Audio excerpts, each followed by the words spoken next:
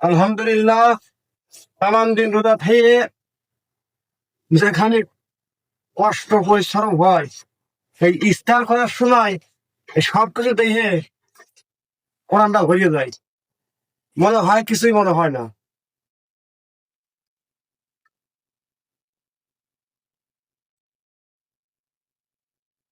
এই দেন, আঙুর, খাজুর, আপেল, কমলা, ছোলা দিয়ে মুড়ি, এ তামাম দিন কষ্ট হলে করো খাওয়া কিন্তু খুব স্টাডি করা খুব মজার।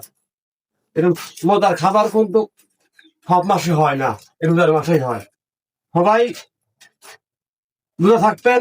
বিসমিল্লাহ, কাজু ইফতার করলে শূন্য।